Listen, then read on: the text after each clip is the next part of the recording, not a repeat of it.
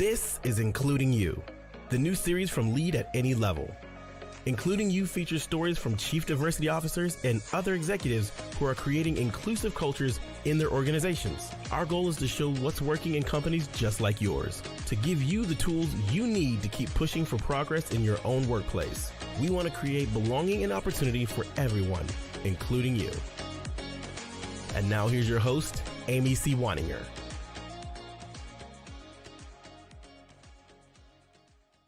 Welcome back to Including You. My name is Amy C. Waninger. I'm your host. I'm also the founder and CEO of Lead at Any Level.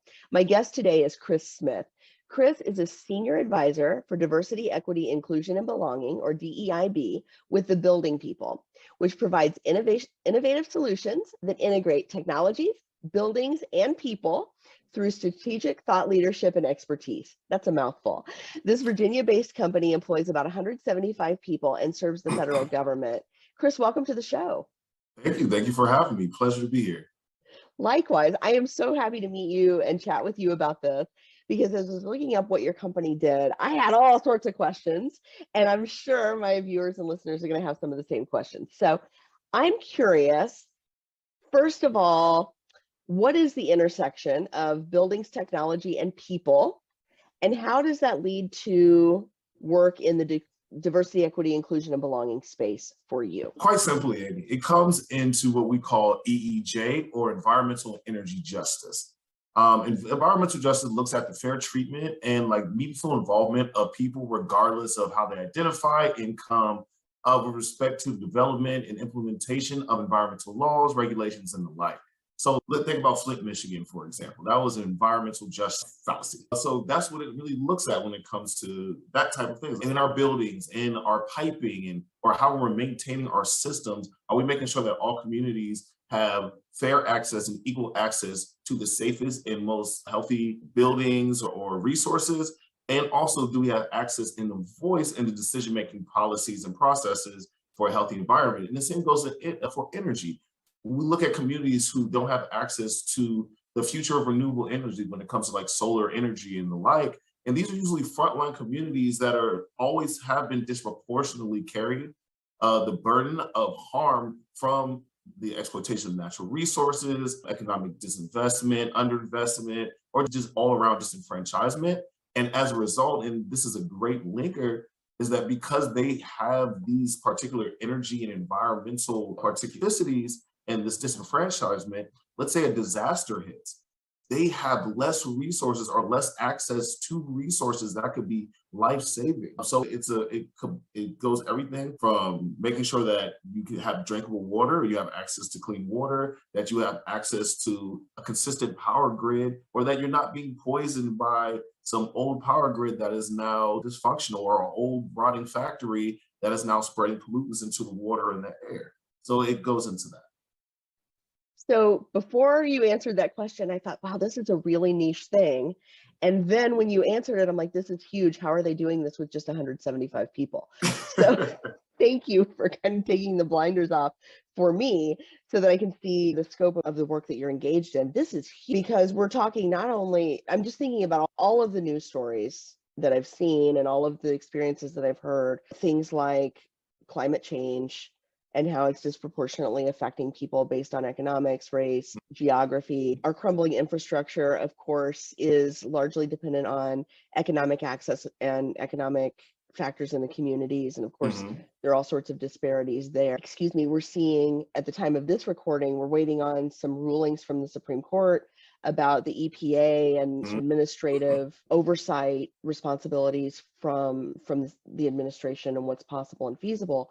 So you're really talking about not just global policy, but national policy, local policy, zoning laws, building codes, accessibility. This is really far-reaching and very deep, right? Yes, extremely deep. It's actually very personal. Quick backstory, my mother suffered from cancer because at the time at an Army base, they buried radioactive material underneath where then they built the residence. And there's statistical data that shows there was an uptick of people who either had babies with birth defects or who developed cancer later on in life because we did not properly dispose of radioactive material. It's it has to do with everything. And one of the biggest things that I'm currently working on is making sure that our funds are going to people who are knowledgeable and aware of these things, these atrocities, honestly. Because traditionally, you look at a lot of big companies or corporations and the like, they have not been, I would say, the most with it. They haven't taken the time to understand how putting materials in a certain place or not including certain voices in a process or in a program has literally just negatively affected entire communities for generations. So it's a big push in. And I'm thinking too about just the continued exacerbation of inequality here, because what happens is there's a downward spiral of property values, right? The people who have the least resources to fight these sorts of things, that's where it ends up. Property values diminish because that's where these things end up. And then there's just this continual cycle. What specific areas are you focused on in your advisory role? Are you looking specifically at groundwater, for example, or disposal of contaminants or government policy? What is your specific area of focus? So currently I'm in the office that focuses on advanced manufacturing. That has to do with everything from what tools and resources are we going to use as our base products from here on out in our manufacturing, like moving away possible from coal and oil and moving towards more renewable energy sources like solar and electric and wind. And how can we incorporate that continuously within our entire structure? So I'm looking at one, access to that. How can we make sure that the funding in that is reaching those communities, and we're hearing the voice, stakeholder engagement, making sure these communities, whether it be the workforce development, training programs, or looking at institutions that have often been looked over, like minority serving institutions, for example, HBCUs, predominantly Black institutions, Asian American and Pacific Islander serving institution, and definitely tribal institutions that serve our Native American community. What voice do they have in this? And also what access do they have to policy and decision making concerning this? And how can they also, their communities, profit off of this? There are a lot of places in traditional manufacturing areas that have seen an extreme economic decline because we are moving away from certain forms of manufacturing. How can we then push these new forms of manufacturing, create training programs for these environments and for these people so that they can have a stake into what we want to move towards while still maintaining our national infrastructure? So that's really what I'm looking at right now. I am not a STEM person, but I am learning so much every single day.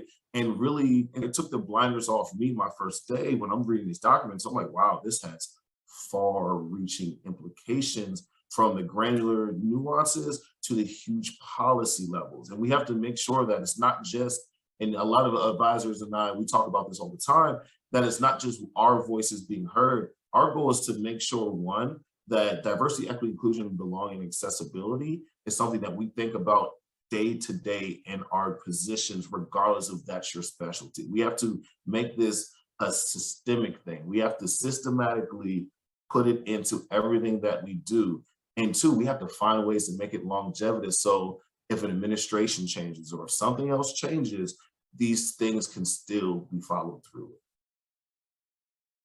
You know, as you were talking, I was thinking about just the breadth of this, right? Like the way that Native peoples have been forced onto smaller and smaller plots of land in least desirable areas of the country. I was watching a news story just last week about a group that had just millions of acres, and now they're on this very small coastal neighborhood. They're down to a neighborhood that's being eroded due to climate change, and they don't want to leave because that's their land. That's all the land they have left. But at the same time, their property is literally washing into the ocean. And so are you looking at this you're looking at it from a national policy perspective? Are you traveling to these areas and talking to people on the ground, or is this more, I don't want to say theoretical work, but is it boots on the ground work for you, or is it removed and broader thinking? So in my current position, I'm more of the policy broader thinking. How can we get the right people boots on the ground instead of the people who have been traditionally? In prior positions, I used to work for FEMA, where I was more boots on the ground. You could see the impact of disasters and environmental inconsistencies on communities. And it really pushed me to go to the policy realm and the funding realm.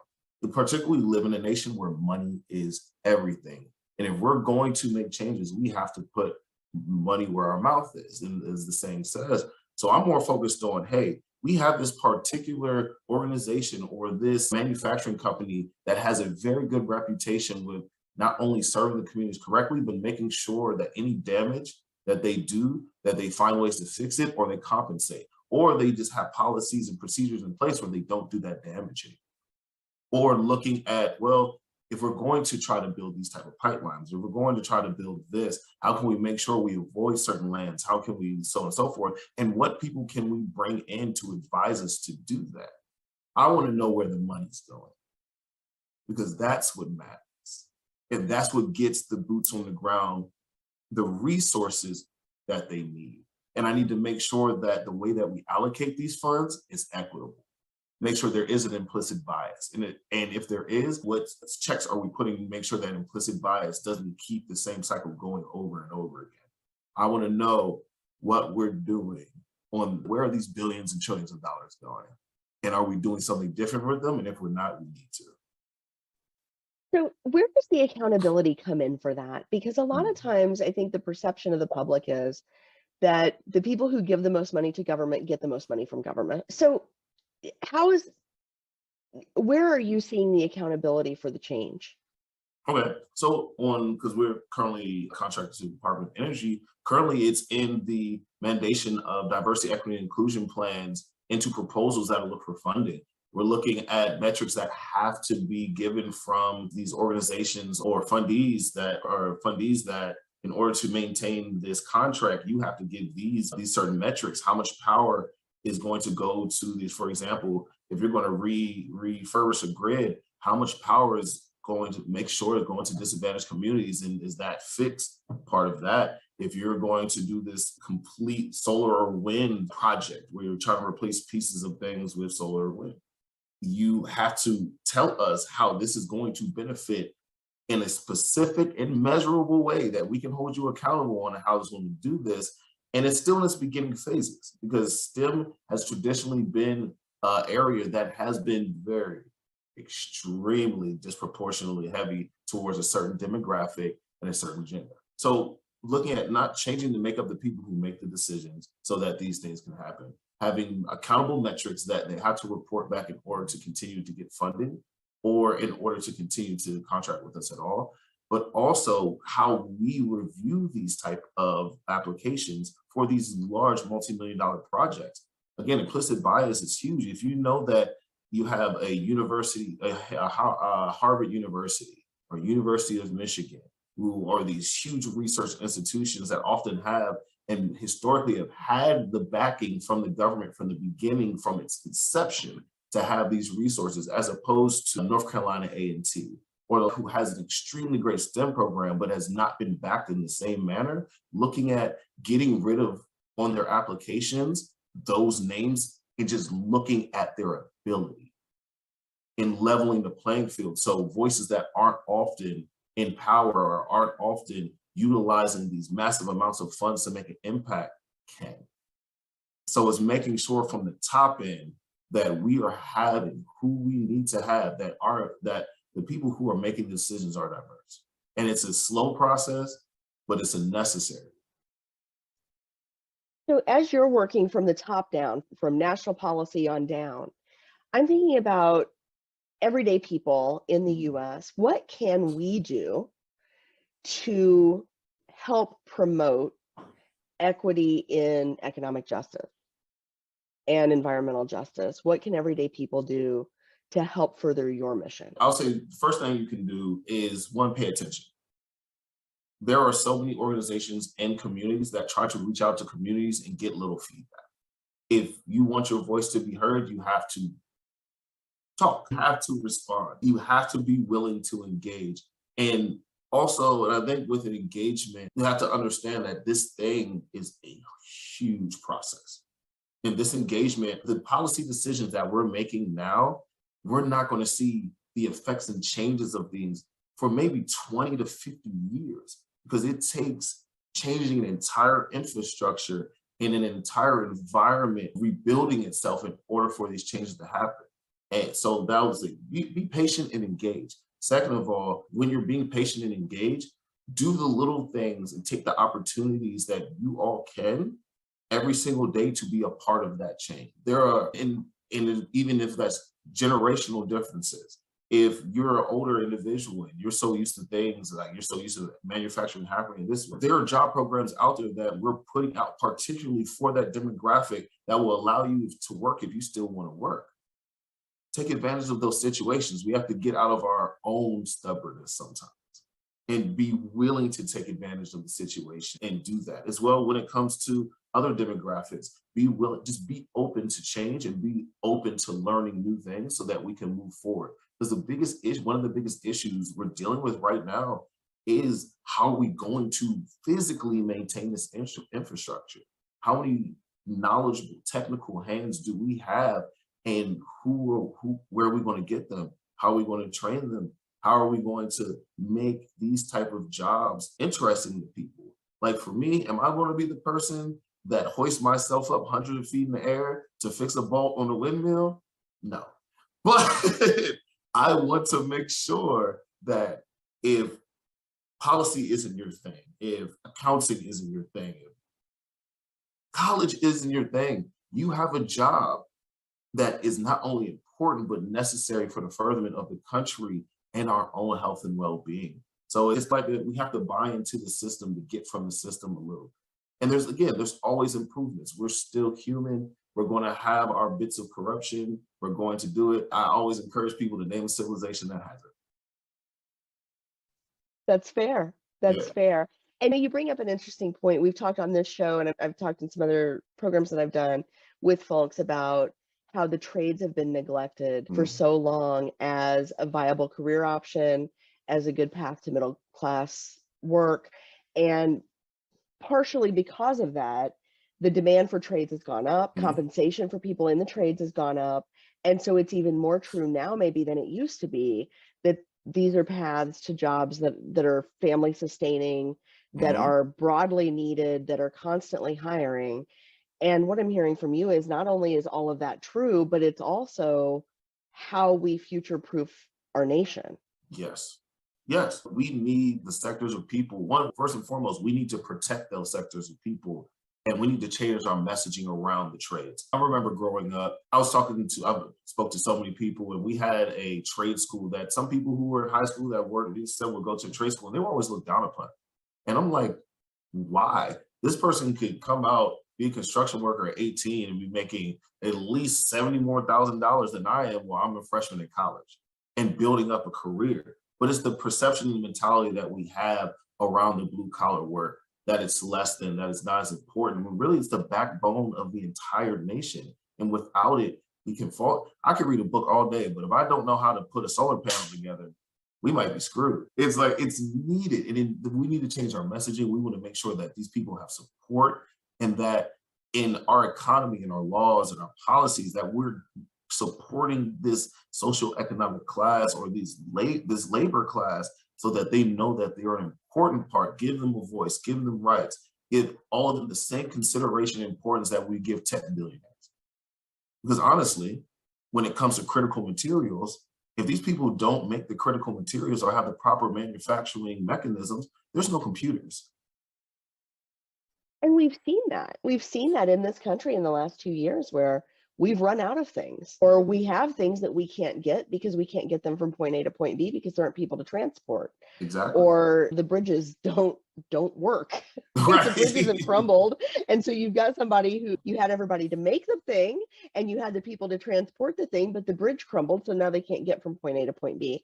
And all of that comes down to not investing our people, not investing our attention, not investing our resources and our time and our money into building up the trades and ensuring that our infrastructure is maintained and future ready. And so then when you add to that the complexity that we're going to run out of fossil fuels at some point, and also that's damaging other areas of our economy, now you're just doubling down on that demand. And I'm so comforted to know that there are smart people that are devoting every single day to solving these problems. And there are at least 175 of you, which makes me happy. I think it's probably not enough, but it makes me very happy to know that these things are being managed at every single stratum and across the country. What do you see as the future of this work? Is it more of the same, or is there some transformational leap that you need to take in your own work to further this cause?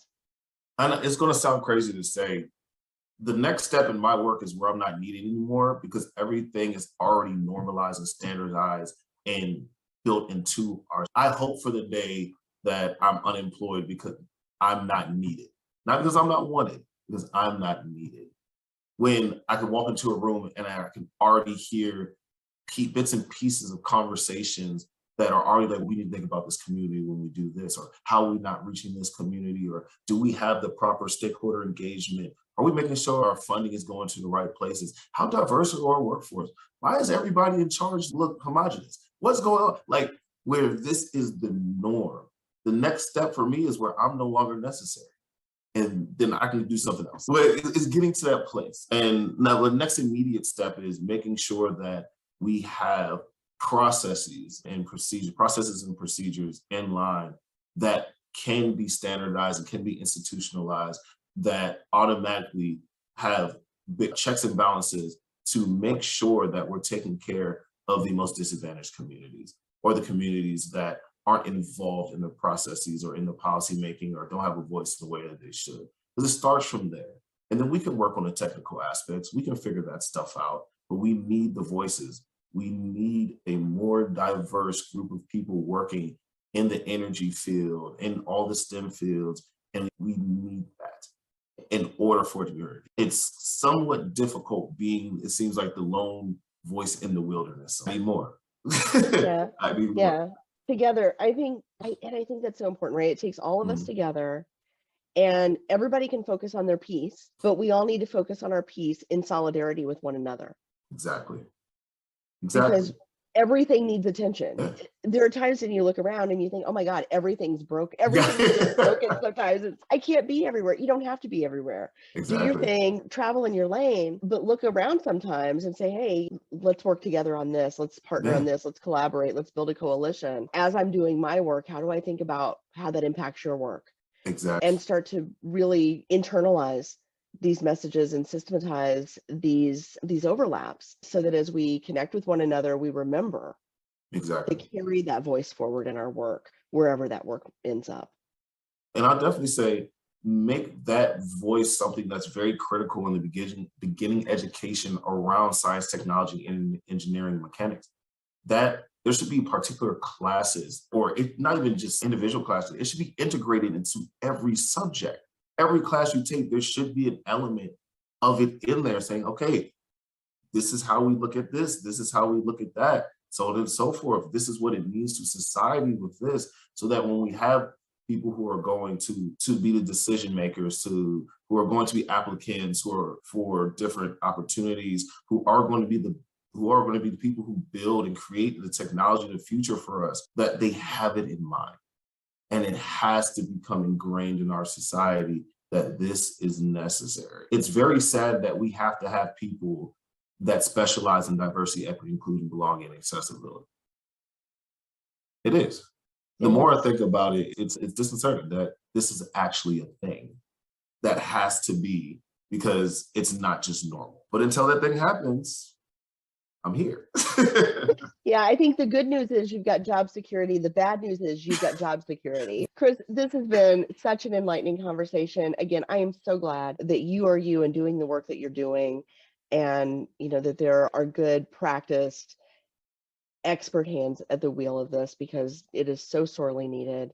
And I promise to do my part to make sure that I am more aware about things as simple as local zoning issues, where roads are going to be put, and speaking up about inequities there, because I think it, like you said, it takes all of us where we are doing what we can with what we have. If you've enjoyed this episode, follow Lead at Any Level on LinkedIn and YouTube.